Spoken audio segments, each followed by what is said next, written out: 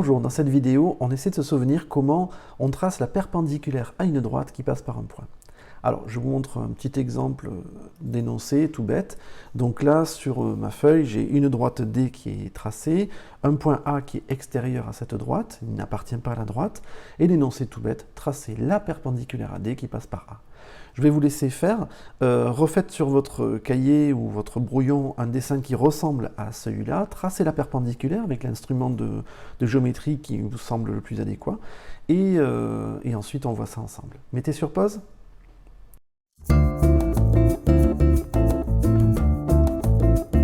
Donc déjà, première chose, on remarque que la droite, là, n'a pas été assez prolongée, en fait.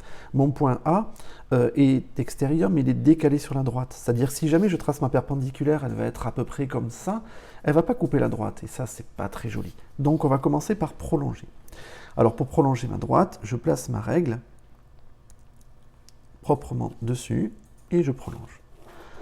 Alors, vous remarquez que ma règle, je l'ai placée avec un contact le plus long possible avec la droite, de façon à gagner en précision. Et malgré ça, j'ai une petite surépaisseur ici, c'est-à-dire qu'à chaque fois qu'on prolonge une droite, on perd en précision. On essaie de le faire le moins possible. Là, je n'avais pas le choix. Donc maintenant, il s'agit de tracer cette perpendiculaire. Alors pour ça, on va utiliser une équerre. On va regarder comment ça se présente. Alors une équerre, en fait, elle a un angle qui nous intéresse, c'est l'angle droit, celui-là. Deux autres angles qui ne nous intéressent pas. Et donc cet angle droit, il est en face d'un côté qui est plus long que les deux autres. Il s'appelle l'hypoténuse du triangle rectangle. Ce côté-là, c'est l'hypoténuse. Et cet angle droit, il a deux côtés qui sont adjacents à lui, deux côtés qui sont à côté de cet angle droit, qui sont ces deux côtés-là.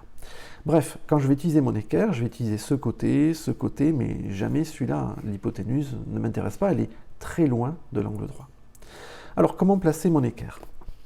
Je vais placer mon équerre contre la droite, sur un des côtés, et ensuite je vais glisser pour arriver jusqu'au point A. Alors, vous voyez, en glissant, mon équerre, elle s'est décalée. Là, j'ai un espace, là, je ne l'ai plus. On essaie d'être un peu précis, on essaie de faire les choses bien. Alors, comme je vois les choses en perspective, moi, avec la caméra, j'arrive pas à être super précis. Là, maintenant, on appuie sur l'équerre et on trace. Voilà. Alors, avant d'enlever, vous remarquez, ce côté de l'angle droit s'appuie bien sur la droite, et ce côté de l'angle droit passe par le point. Je n'ai plus qu'à tracer. Je retire. Maintenant, il s'agit de prolonger, bien sûr. Je vais prolonger cette droite. Voilà.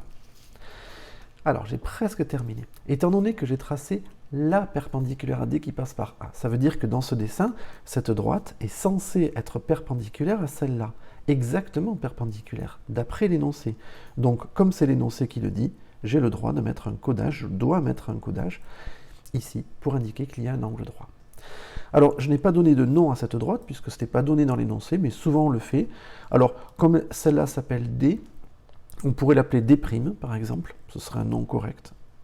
D', pour dire qu'elle a un lien avec D, elles sont perpendiculaires. Voilà, ce sera tout pour cette vidéo sur tracer les perpendiculaires. Je vous remercie pour votre attention et à bientôt. Au revoir.